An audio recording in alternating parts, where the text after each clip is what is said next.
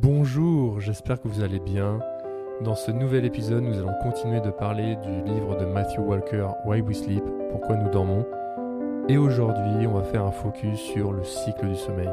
Nous allons parler de sommeil profond, de sommeil paradoxal. Nous allons voir leur lien dans l'apprentissage.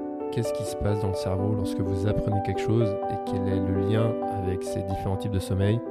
Nous verrons aussi le sommeil biphasique, c'est-à-dire les siestes, et on verra pourquoi c'est très important de dormir, de faire des siestes, pourquoi c'est très bon pour votre santé. On parlera aussi d'animaux et du sommeil, et on verra une particularité que les animaux possèdent, que nous les humains ne possédons pas aux malheureux humains. Et enfin, nous parlerons du rôle du sommeil dans la gestion de l'information. Vous allez tout savoir sur l'apprentissage, qu'est-ce qui se passe dans votre cerveau lorsque vous apprenez quelque chose, surtout lorsque vous dormez. Donc dans le cycle du sommeil, quand vous dormez à peu près entre 7 heures et 8 heures normalement, vous avez des cycles de 90 minutes qui sont en place. Ces cycles sont composés de deux phases, à savoir le sommeil profond et le sommeil paradoxal. Ces deux phases ne sont pas identiques au cours des cycles de 90 minutes. Au niveau du début de la nuit, vous avez plutôt une prédominance du sommeil profond. Et au fur et à mesure que la nuit se passe, au fur et à mesure que vous restez dans votre lit toute la nuit, vous allez avoir une prédominance du sommeil paradoxal. Vous allez avoir un shift entre le sommeil profond et le sommeil paradoxal. Mais on va commencer par parler du sommeil paradoxal. Et aujourd'hui, je vais surtout vous parler de ces deux types de sommeil. Pourquoi c'est important de bien dormir pour votre impact sur la santé. Et surtout, je vais vous parler de leur lien sur l'apprentissage de nouvelles connaissances, que ce soit connaissances intellectuelles, manuelles, physiques. Il y a un énorme impact sur votre capacité d'apprentissage avec ces différents types de sommeil. Et si vous dormez bien. Donc on va commencer par le sommeil profond. Donc le sommeil profond, comme je l'ai dit, il est surtout prédominant au début de la nuit.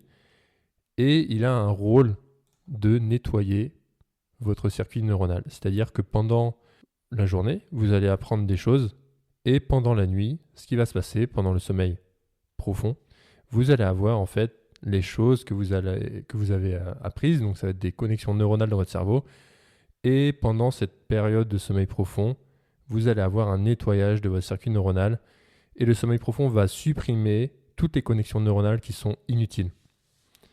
Et il a été montré que durant les phases de sommeil profond, vous avez un signal basse fréquence qui agit comme un messager. C'est-à-dire que pendant la journée, vous avez des expériences qui sont stockées dans une zone court terme et le sommeil profond va permettre de déplacer cette information de ce stockage à court terme vers des zones de stockage long terme qui sont plus sûres et plus permanentes. Donc le sommeil profond permet de transmettre l'information qui était recueillie pendant les périodes d'éveil vers un endroit sûr dans votre cerveau.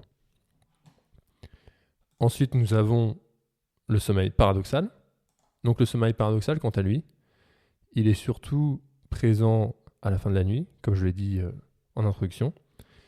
Et il a aussi un impact sur votre apprentissage, mais différemment. C'est-à-dire que le rôle du sommeil paradoxal va être d'intégrer les connaissances que vous avez obtenues pendant la journée dans votre bibliothèque du monde. C'est-à-dire que vous avez le sommeil profond qui a nettoyé les connexions neuronales, vous avez des blocs de connaissances, et le sommeil paradoxal va prendre ces blocs de connaissances, ces blocs neuronaux, pour les disposer dans votre librairie pour que tout soit parfaitement arrangé, parfaitement rangé. Et il y a une chose qui est super importante à savoir pour le sommeil paradoxal, c'est votre temps de sommeil. Donc comme je l'ai dit, le sommeil paradoxal est surtout actif en fin de nuit, donc en début de matinée. Et l'une des conséquences, c'est que si vous dormez mal, vous amputez très fortement votre sommeil paradoxal. Imaginons que vous devez vous lever 2 heures plus tôt que d'habitude parce que vous devez assister à un événement ou aller dans une autre ville et vous devez prendre le train très tôt le matin. Donc au lieu de dormir 8 heures de sommeil, vous dormez simplement 6 heures. Donc vous perdez un quart de votre sommeil, Mais au niveau de votre sommeil paradoxal, vous allez perdre entre 60 et 90%, ce qui va grandement impacter vos capacités physiques et psychiques. Et surtout, pendant la journée, vous avez appris des choses, peut-être la veille, et si vous dormez pas bien ou si vous dormez pas beaucoup, donc là, dans cet exemple, vous perdez 2 heures, bah c'est comme si vous avez rien appris. Vous avez un taux de rentabilité de vos connaissances acquises qui s'effondre littéralement. Donc c'est très important de dormir, de faire des nuits complètes, ne serait-ce que pour l'apprentissage. Parce que si vous passez toute votre journée à apprendre une nouvelle langue, à faire du piano ou n'importe quelle activité, même des activités sociales, apprendre à communiquer avec les gens, toutes vos expériences ne vont pas être complètement intégrées dans votre cerveau si vous avez des nuits qui ne sont pas complètes. Donc très important, s'il vous plaît, dormez bien. En tout cas, si vous voulez apprendre de manière efficace et pas passer votre temps à réapprendre des choses que vous avez déjà essayé d'apprendre les jours d'avant, mais vous ne les avez pas intégrées parce que vous dormez mal. Donc c'est un peu dommage. Ensuite, maintenant je vais vous parler du sommeil biphasique, c'est-à-dire que là on a évoqué le sommeil profond, le sommeil paradoxal, mais on a aussi le sommeil biphasique. Le sommeil biphasique, c'est-à-dire dormir 2 fois dans la journée. Et ce qu'on va voir, c'est que c'est quelque chose qui est naturel chez l'être humain. Et notamment, la façon naturelle qu'ont les êtres humains a fortement été impactée par la modernité. Mais à la base, on dormait la nuit et on avait une sieste pendant la journée. Mais dans les pays dits développés, la tendance générale aujourd'hui, c'est de dormir 7 heures et pendant la journée, vous êtes réveillé de bout en bout.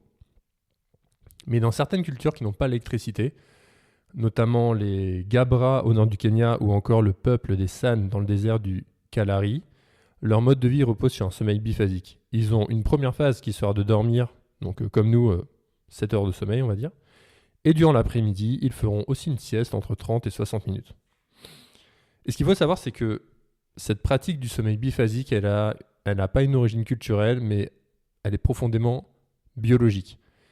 Tous les humains, quelle que soit leur culture, quelle que soit leur zone géographique sur Terre, ont tous en commun ce câblage biphasique. En fait, ce qui se passe, c'est que dans leur cerveau, à un moment de la journée, surtout en début d'après-midi, ils vont avoir une somnolence qui va arriver et leur réactivité va atteindre un pic bas. Vous vous souvenez que ce soit pour vous, si vous étiez en études, vous allez piquer du nez, je sais pas, vous êtes en amphithéâtre, vous avez le cours de monsieur Bouton, j'en sais rien, qui vous parle d'économie entre 13h30 et 14h30, et vous, à 14h, vous piquez du nez et vous vous dites ah non, mais j'ai beaucoup mangé ce midi, c'est à cause de ça. Et en fait, non, c'est naturel, c'est qu'à ce moment donné, c'était le moment parfait pour faire une sieste de 20 minutes, 30 minutes. Et ce qui se passe, c'est que quand vous dormez, comme on vient de le voir, vous allez avoir du sommeil profond en début de nuit. Et si vous avez appris des choses avant une sieste et que vous faites une sieste, vous allez permettre de vider le réservoir temporaire dans lequel les informations sont stockées vers, comme on l'a dit, des zones qui sont plus sûres dans le cerveau. Ce qui fait que vous allez, après une sieste, pouvoir de nouveau apprendre de nouvelles choses sans avoir eu besoin de vider votre réservoir. C'est comme si votre réservoir il est neuf et vous pouvez apprendre de nouvelles choses. Donc les siestes, c'est quand même assez magique. Et surtout, ça a un impact majeur sur la santé. En fait, il a été montré, il y a des études qui montrent que si vous pratiquez le sommeil biphasique et que vous avez une alimentation saine, ces 2 facteurs, rien que ces 2 facteurs, c'est les clés pour avoir une longue vie en très bonne santé. Et aussi, ce qui s'est passé, c'est dans le monde, il y a des zones qu'on appelle les zones bleues, où il y a un taux anormalement élevé de personnes centenaires. Et dans ces zones, donc c'est de mémoire, on a une île au Japon, on a un endroit au Costa Rica, en Sardaigne, une île grecque. Et il a été montré que dans ces zones, ces personnes pratiquaient le sommeil biphasique et avaient une alimentation aussi équilibrée. Il y avait d'autres facteurs, mais parmi les facteurs prédominants, c'était surtout ceux-là qui étaient observés. Donc, mes amis, si vous voulez, si vous voulez avoir une longévité certaine, faites des siestes. Faites des siestes. Demandez à votre entreprise de pas faire de réunion à 14 heures, ça ne sert à rien. Et surtout d'avoir des salles de repos où vous pouvez dormir 20 minutes. Et par exemple aussi, c'était en Grèce, il y avait cette pratique qui a toujours été pratiquée. C'est notamment si vous voyagez, donc en Grèce, donc surtout c'était dans les années 80, vous pouviez voir les horaires d'ouverture des petites boutiques du centre-ville. Et elles étaient ouvertes le matin de 9h à 13h. De 13h à 17h, elles s'étaient fermées et elles étaient réouvertes de 17h à 21h. Et moi, personnellement aussi, c'était il y a très longtemps. J'étais jeune, en 2016. J'étais parti en Italie, pas très loin de Florence, et j'étais dans un camping qui était au nord de la ville. On avait une magnifique vue sur tout Florence, c'était magnifique. Et je constatais également qu'en début d'après-midi, donc c'était en juillet, il faisait chaud, on avait juste envie de se poser, de lire un livre et de piquer une sieste. Mais surtout, si vous baladez dans le petit village, vous pouviez voir également que les boutiques ou les commerçants, les artisans étaient fermés pendant le début d'après-midi, surtout de 13h à 17h. Donc cette pratique, elle n'est pas anodine. C'est qu'elle était câblée avec ce besoin qu'on a de faire des siestes, surtout en début d'après-midi. Et maintenant, on va parler d'animaux. Moi, j'adore les animaux. J'adore les animaux. Et là, ce qui est intéressant, ce dont je vais vous parler, c'est la différence entre nous, les humains, et les animaux au niveau du sommeil. Donc, ce qu'il faut savoir, c'est que nous, quand on dort, on a les deux hémisphères de notre cerveau qui sont endormis. C'est-à-dire, il n'y en a pas un qui est éveillé. Mais chez la plupart des animaux, notamment aquatiques, et les oiseaux, ils ont une capacité de provoquer un sommeil uni-hémisphérique, c'est-à-dire qu'ils peuvent endormir que la moitié de leur cerveau, alors que l'autre moitié de leur cerveau va toujours être pleinement éveillée. Et à quoi ça sert, vous allez me dire ? Mais en fait, il y a des configurations qui sont super intéressantes. Une autre histoire, quand j'étais petit, j'allais souvent chez ma grand-mère qui avait un très grand jardin, ce qui faisait que mes parents, ils allaient souvent lui rendre visite pour l'aider à cultiver son jardin. Et je me souviens, c'était peut-être pendant les périodes d'automne, en fin de journée, pendant le week-end, je voyais dans le ciel des oiseaux qui formaient un V. Et je fais, waouh, c'est... Je sais pas comment c'était possible que les oiseaux s'organisent entre eux pour... former une lettre, comme un V. Et on voyait qu'il y avait de l'organisation pour voyager en groupe. Et là, ce dont je vais vous parler, c'est qu'est-ce qui se passe lorsque les oiseaux voyagent en ligne droite. Et en fait, quand les oiseaux voyagent en ligne droite, ils dorment. Mais s'ils dorment, vous allez me dire comment ils peuvent faire face à des menaces de prédateurs, comment ils se protègent. Et en fait, ils utilisent leur capacité de pouvoir endormir que un demi-cerveau pour gérer ce genre de menace. Ce qui se passe en fait, c'est que sur la ligne, tous les oiseaux dorment. Les deux hémisphères sont complètement endormis, sauf les oiseaux qui sont de chaque côté, à gauche et à droite, de la ligne droite. Et pour l'oiseau de gauche, par exemple, vous allez avoir l'hémisphère gauche qui va être éveillé et l'hémisphère droit qui va être endormi. Donc il aura son œil gauche qui sera alerte sur ce qui se passe autour. Et de l'autre côté, ce sera l'hémisphère droit de l'oiseau qui est le plus à droite qui sera réveillé. Et il aura son œil droit qui sera aussi actif. Ce qui fait que cette stratégie, elle permet d'accomplir deux choses. D'avoir une protection panoramique totale des menaces du groupe d'oiseaux. Et s'il y a une menace de réveiller tous les oiseaux pour passer à l'action et ne pas se faire manger, on va dire. Et aussi d'optimiser le nombre de demi-cerveaux en sommeil en même temps. Donc voilà, la nature a fait bien les choses. Et on a aussi un autre oiseau qui a une particularité assez exceptionnelle. Donc en anglais, on l'appelle the white-throat sparrow. Et en français, c'est le bruant à couronne blanche, qui est un petit oiseau qui est capable d'être privé de sommeil total sur de très longues distances. Il a été étudié par l'armée américaine Vous allez me demander pourquoi.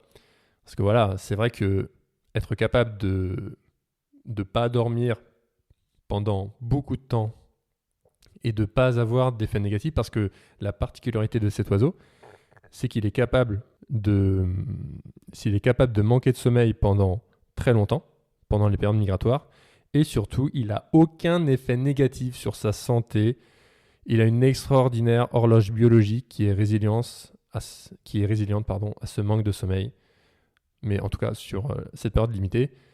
Mais c'est ce qui en fait un oiseau assez exceptionnel vis-à-vis du sommeil. Voilà, donc il a été étudié par l'armée américaine. Je ne sais pas s'ils ont compris des choses, mais en tout cas, ce petit oiseau, il est exceptionnel également. La nature est belle. Et enfin, je vais terminer par le rôle du sommeil dans la gestion de l'information.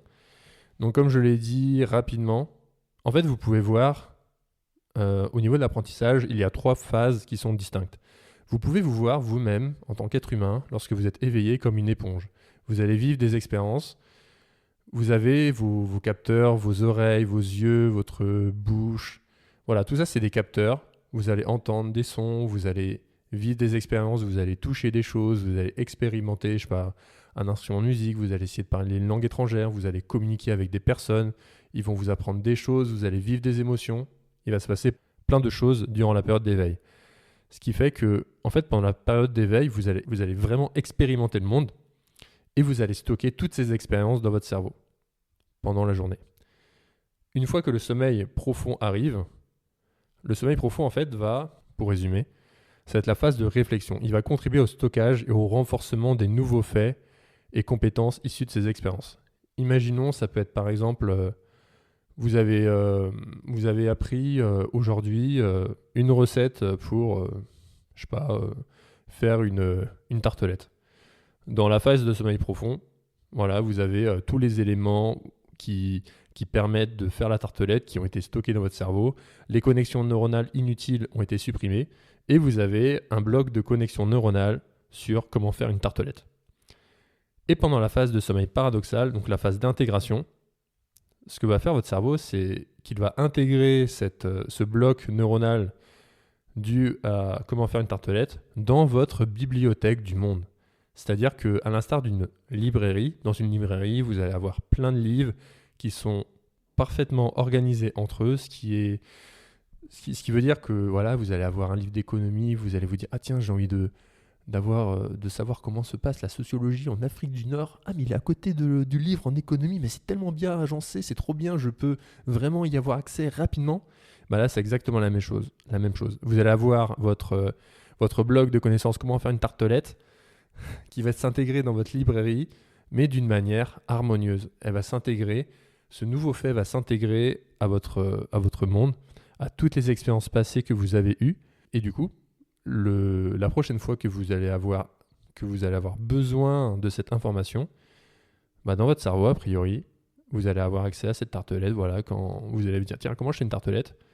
Bah, vu que vous allez avoir le sommeil profond, le sommeil paradoxal, qui a fait le travail de vraiment bien intégrer cette connaissance dans votre bibliothèque de connaissances du monde, vous allez avoir accès à cette information très facilement. La prochaine fois, on va parler d'autre chose.